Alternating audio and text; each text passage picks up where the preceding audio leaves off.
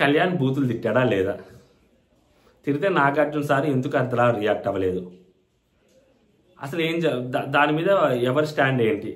నిన్న ఆల్రెడీ గంట సేపు మాట్లాడాం. ఆ గంటలో మధ్యలో చాలాసార్లు మాట్లాడాం. బట్ ఆ గంట సేపు ఎవరు చూడలేదు కాబట్టి ఇంకోసారి క్లియర్గా వీడియో చేసి చెప్తున్నా. ఇక్కడ ఏంటంటే management point of view, host point of view, contestants point of view, audience point of view, అన్ని రకాల పాయింట్ ఆఫ్ వ్యూలు ఇక్కడ డిస్కస్ చేద్దాం క్లియర్గా. One side point of view వద్దు. One side point of view ఏమైందంటే ఆ అబ్బాయి తప్పు చేశాడు, ఆ అబ్బాయిని నువ్వు తిట్టలేదు, ఇదే వస్తుంది. అన్ని రకాల పాయింట్ ఆఫ్ వ్యూలు మాట్లాడుకున్నాం క్లియర్గా. ఎందుకు చేసుండకపోవచ్చు అనేది కూడా మాట్లాడుకుందాం. ఓకేనా? సో క్లియర్గా మాట్లాడుకుందాం. Hello all, welcome to our channel. నా పేరు మహేషేంద్ర. కొత్తగా మన ఛానల్ ఎవరైనా చూస్తుంటే సబ్స్క్రైబ్ చేసుకోండి, ఈ వీడియోని లైక్ చేసి చూడండి. ఇక్కడ ఫస్ట్ మండే రోజు నామినేషన్స్లో అబ్బాయి బూతులు తిట్టాడా లేదా అంటే అది క్లియర్ కట్గా ఈజీగా తెలిసిపోద్ది. ఆ అబ్బాయి ఏదో అన్నాడు, దూరం నుంచి అన్నాడు, ఆవేశంలో మాటలు వచ్చేసాయి మాటలు. కాకపోతే ఇప్పుడు అది ఏ కాంటెక్స్ట్లో అన్నాడు? రితుకి ఆ అబ్బాయికి మధ్యలో గొడవ జరుగుతున్నప్పుడు అన్నాడు. అది రితు వినుంటే, రితు నిజంగా అనుంటే మరి రితు ఆ అబ్బాయితో మంచిగా ఉంటుంది కదా, అంటే అనలేదు అని చెప్పి ఒక విచిత్రమైన వాదన కూడా తీసుకొస్తారు. అది కంప్లీట్లీ బుల్షిట్ వాదన. ఎందుకంటే అది రితుకి వినిపించేలాగా లేదు. ఆ అబ్బాయి నార్మల్గా దూరంగా వచ్చి, మనం కూడా ఒక నార్మల్ హ్యూమన్ బీయింగ్గా మన బయట చాలా గొడవలు జరుగుతుంటాయి. గొడవలు జరుగుతున్నప్పుడు వాడు వెళ్ళిపోయిన తర్వాత కూడా వీడు మాట్లాడుతున్నప్పుడు, వీడు దూరంగా లాక్కు వచ్చినప్పుడు ఆ పర్సన్ తిడతా ఉంటాడు, ఇది ధూమ్ ధామ్ డిస్క్ అంటానే ఉంటాడు. వాడు కోపం మొత్తం కంప్లీట్ ఫినిష్ అవ్వడం కోసం తిడతారు, క్లియర్గా తిడతారు. అది ఓకేనా? సో అది ఆ పర్సన్కి వినిపించాలనేది. ఆ పర్సన్కి వినిపిస్తే మళ్ళీ వచ్చి కొడతారు కదా, లేకపోతే మళ్ళీ వచ్చి గొడవ పడతారు కదా.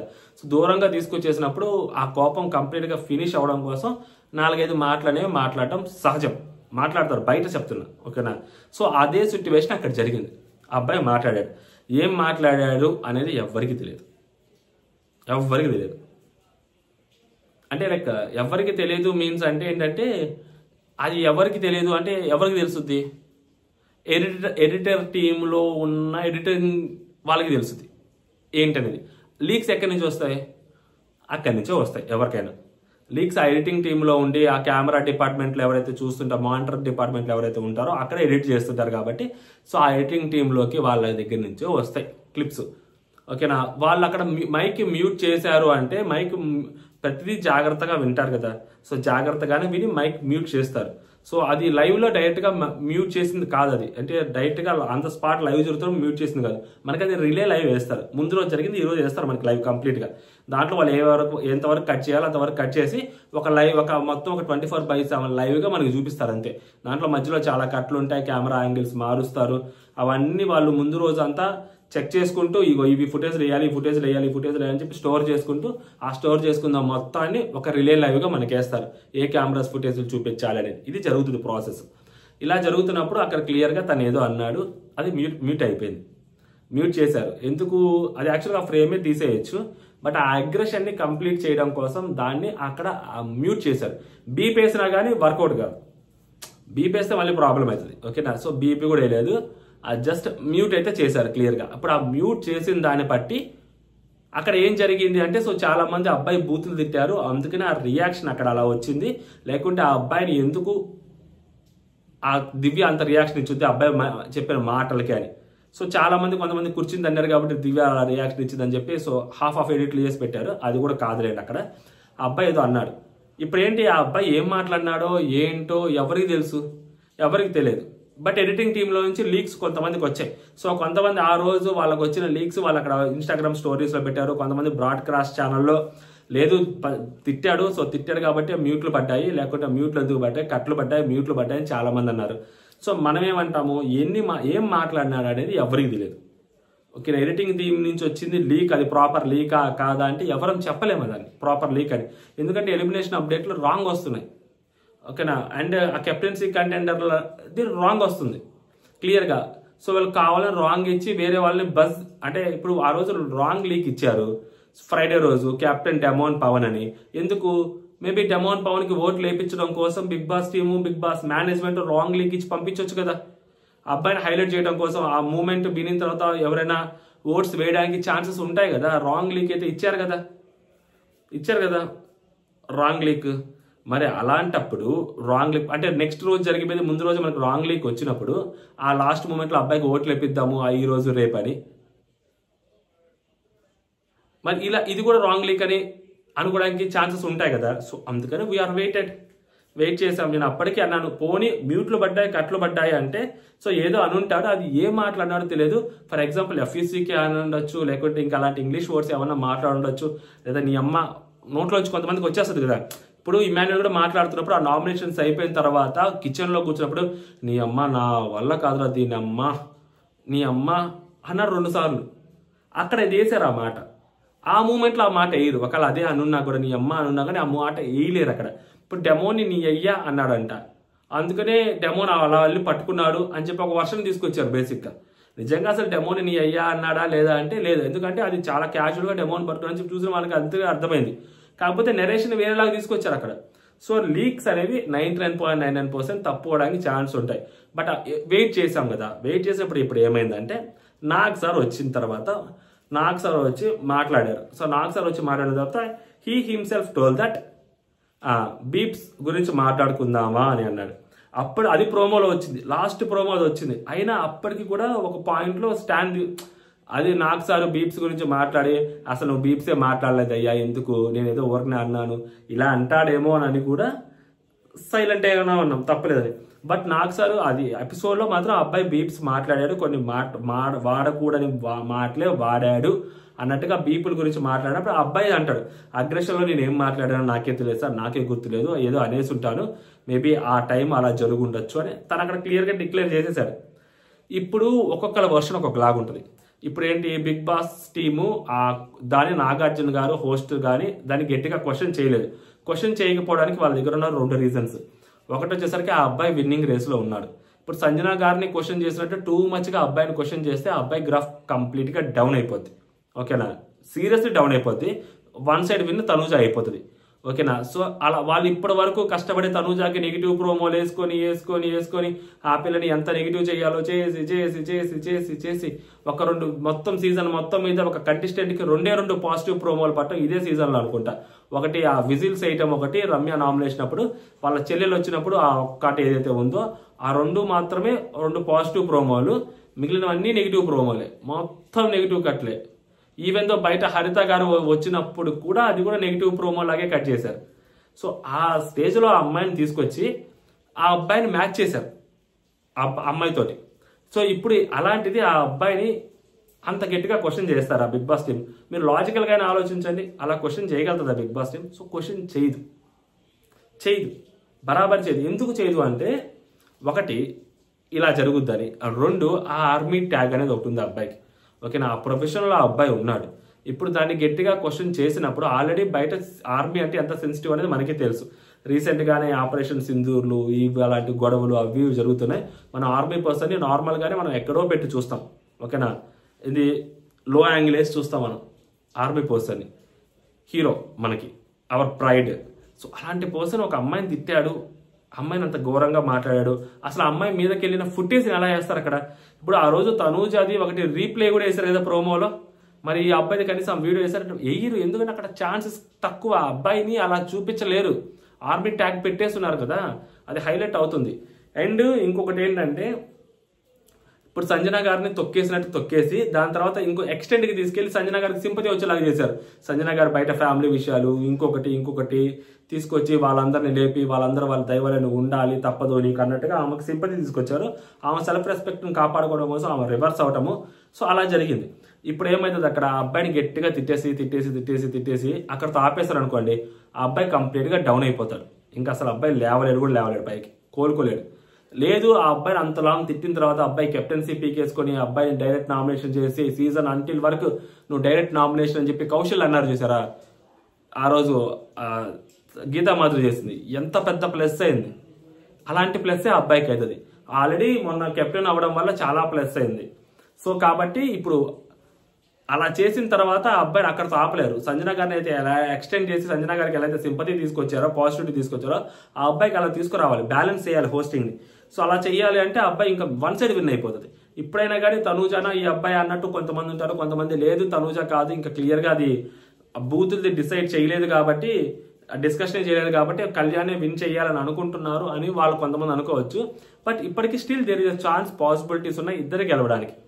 ఓకేనా. బిగ్ బాస్ టీమ్ ఇది బిగ్ బాస్ టీమ్ ఆలోచన, ఇలా చేస్తే ఇలా జరుగుతుంది అని, ఓకేనా. బట్ కొంతమంది బయట మనం రివ్యూస్ చేసే వాళ్ళు ఎవరైతే ఉన్నారో, సో బిగ్ బాస్ టీంకి వాళ్ళ బిజినెస్ వాళ్ళకు ఉంటుంది, హోస్ట్ వాళ్ళు చెప్పిందే వాళ్ళు చేయాలి, ఓకేనా, వాళ్ళ లెక్కలు వాళ్ళకు ఉంటాయి. బట్ రివ్యూస్కి ఆ లెక్కలు ఉండవు కదా.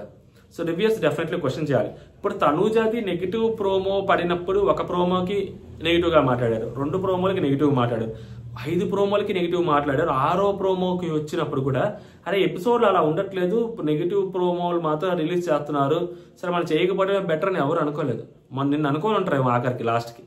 మొన్నటి వరకు అందరూ నెగిటివ్ ప్రోమోలకి కూడా నెగిటివ్గానే మాట్లాడారు. యాజ్ పర్ ద ప్రోమో మాట్లాడుతున్నాం అంటారు, యాజ్ పర్ ద ఎపిసోడ్లో ఏమైనా ఉంటే మళ్ళీ చూసుకుందాం, యాజ్ పర్ ద ప్రోమో అయితే మాట్లాడుతాం, అమ్మాయి నెగిటివ్ అని చెప్పి అనేసారు. ఇప్పుడు మరి బీప్స్ వాడాడు అని చెప్పినప్పుడు నాకు సార్ జస్ట్ అలా క్వశ్చన్ చేసి వదిలేశారు అని చెప్పినప్పుడు దీనికి అడ్రస్ చేస్తారా లేదా అంటే, సో కొంతమంది అడ్రస్ చేశారు, కొంతమంది అలా మాట్లాడడం తప్పన్నారు, కొంతమంది ఇంకొంచెం బెటర్గా క్వశ్చన్ చేస్తుంటే బాగుండేది అన్నారు, కొంతమంది అక్కడ ఏమీ లేదు కదా, ఏమీ చూపించలేదు కదా, ఏమీ చూపించకుండా మేమేం మాట్లాడతాము, చూపించుంటే మేము తాట తీస్తామన్న వాళ్ళు కూడా కొంతమంది ఉన్నారు. బట్ మై పాయింట్ ఏంటంటే అక్కడ ఏం మాట్లాడారో తెలియదు, నిజంగా మీకు తెలియదు నాకు తెలియదు, బట్ పెద్ద పెద్ద వాళ్ళందరికీ తెలుసు ఏం మాట్లాడారో క్లియర్గా. సో చిన్న చిన్న వాళ్ళే అక్కడ స్టోరీస్ పెడుతున్నారు అన్నప్పుడు, బట్ ఒక టాప్ రివ్యూయర్స్ ఒక 2-3 పెట్టారు అక్కడ ఏం మాట్లాడారనేది. సో అది పెద్ద పెద్ద వాళ్ళకు కూడా వెళ్ళి ఉంటుంది, కాదే వాటిని అడ్రస్ చేయలేరు, వాటిని ఎవరు మాట్లాడలేరు గలీజ్గా. ఆ అమ్మాయి మీదకి వెళ్ళి ఇలా బూతులు మాట్లాడారు అని అబ్బాయి అంటే ఏం మాట్లాడాడు చెప్పడానికి కింద కామెంట్స్లో అడుగుతారు. ఇప్పటికీ స్టిల్ ఈ వీడియో చేసిన తర్వాత కింద అడుగుతారు ఏం మాట్లాడారంటే ఎవరు ఏం చెప్తారు, ఎవరు ఏం చెప్పలేరు. ఇది మాట్లాడారు ఇది మాట్లాడారు ఇది మాట్లాడారు అంటారా. అక్కడ స్క్రీన్ షాట్లు పెట్టినప్పుడు కూడా స్టోరీస్లో పెట్టిన వాళ్ళు, వాళ్ళ బ్రాడ్కాస్ట్ ఛానల్లో పెట్టిన వాళ్ళు కూడా దాన్ని వేరే వేరే పదాలుగా అర్థం తెలిసేలాగా బట్ పదాలు మార్చి పెట్టారు. అంత ఓపెన్గా డైరెక్ట్గా పెట్టరు.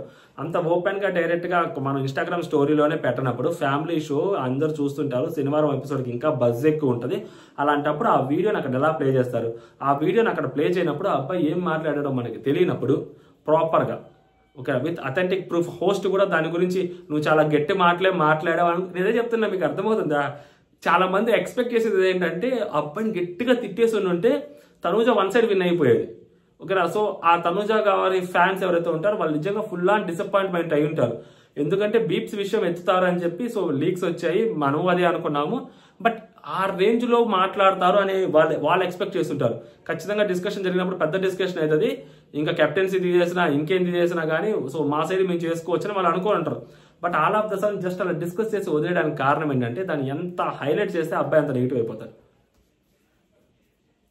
ఎలా చేస్తారు నెగిటివ్ ఓ పర్సన్ని, చేయలేరు అంత గట్టిగా ఆ విషయంలో. దట్టు అదొక సెన్సిటివ్ మ్యాటర్. ఇప్పుడు సంజనా గారికి నేనేమంటా అంటే క్లియర్గా మీరు అర్థం చేసుకోండి, సంజనా గారికి ఆ మాట జస్ట్ ఒక మాట మాట్లాడినందుకు సంజనా గారికి డోర్స్ ఓపెన్ చేశారు. ఒక జస్ట్ అలా పుష్ చేసినందుకు 2 సార్లు ఆ అబ్బాయికి డోర్స్ ఓపెన్ చేశారు డెమోన్కి. ఈ అబ్బాయి ఏకంగా అమ్మాయి మీదకి వెళ్ళాడు, మీదకి వెళ్ళాడు. ఆ అబ్బాయిని వెనక్కి తీసుకొస్తుంటే అబ్బాయి బూతులే మాట్లాడాడు.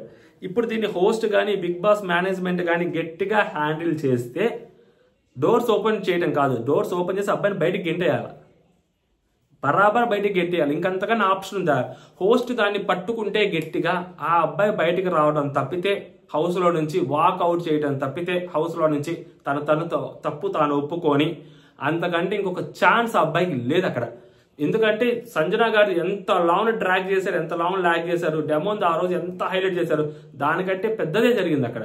సో బయటకు తీసుకొచ్చేయాలి అబ్బాయిని, అదే ఇంకా బిగ్ బాస్ టీం చేయాలి. అంతకంటే బిగ్ బాస్ టీం చేయడానికి ఏం లేదు ఇంకా అక్కడ, ఓకేనా. అదే చెయ్యాలి. జస్ట్ ఆ బూతులో బీప్ వేస్తారు అంతే, బీప్ వేసినా అది ఆ బీప్లో ఏముంది ఏంటి, పెద్ద బూత చిన్న బూత పక్కన పెడితే తిట్టింది అమ్మాయిని, విక్టిమ్ అమ్మాయి. సో కాబట్టి బయటికి తీసుకొచ్చాలి అబ్బాయిని. చేస్తారా? అంత చేయరు అక్కడ. సో అందుకని ఇన్ని సిట్యువేషన్స్ ని అర్థం చేసుకొని వాళ్ళు అక్కడ అది వేయలేదు. సో మనం ఇక్కడ ఎంతవరకు చెప్పాలి అనేది మనం అంతవరకు చెప్పాలి. ఆ అబ్బాయి బూతులు మాట్లాడి అలా బూతులు మాట్లాడడం తప్పు, బిగ్ బాస్ అలా క్వశ్చన్ చేయకపోవడం తప్పు, అలా క్వశ్చన్ చేయకపోవడం అనేది బిగ్గెస్ట్ మిస్టేక్ అని మన సైడ్ నుంచి మనం చెప్పాలి. ఆ బూతులు వాడితేనే మనం మాట్లాడతాము, ఆ బూతులు వేస్తేనే మేము దాన్ని క్వశ్చన్ చేస్తామంటే బూతులు ఎప్పటికీ వేస్తారు, ఎక్కడ వేస్తారు? ఏమైనా ఓటీటీ షో అనుకున్నారా, వెబ్ సిరీస్లు అనుకున్నారా బూతులు వేయడానికి? అక్కడ ఫ్యామిలీ మ్యాన్ వెబ్ సిరీస్ అనుకున్నారా, లేకుంటే మీర్జాపూర్ వెబ్ సిరీస్ అనుకున్నారా బూతులు మాట్లాడడానికి, బూతులు మాట్లాడితే దాన్ని హైలైట్ చేయడానికి? కాదు కదా. సో వెయ్యరు అక్కడ. వెయ్యకపోయినా అడ్రస్ చేయాలి, ఒక్కొక్కసారి అడ్రస్ చేయాల్సి వస్తుంది, అబ్బాయి చేసిన తప్పు అని చెప్పాల్సి వస్తుంది. సో నిన్న అదే చెప్పాం, ఓకే, క్లియర్. ఇది మేనేజ్మెంట్ సైడ్ నుంచి బూతులది ఎందుకు వేయలేదు అంటే ఇందుకే వేయలేదు బూతులది. బట్ బయట కొంతమంది రివ్యూయర్స్ దాన్ని ప్రాపర్గా అడ్రస్ చేశారు. సో కొంతమంది లూప్ హోల్ తీసుకుని అడ్రస్ చేయలేదు.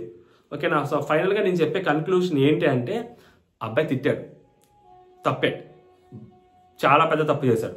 సో దానికి ఇప్పుడు రియాక్షన్ ఏంటి అంటే, ఇప్పుడు బీప్స్ వాడాడు అని చెప్పి నాకు సార్ అలా చెప్పి వదిలేశారు కదా.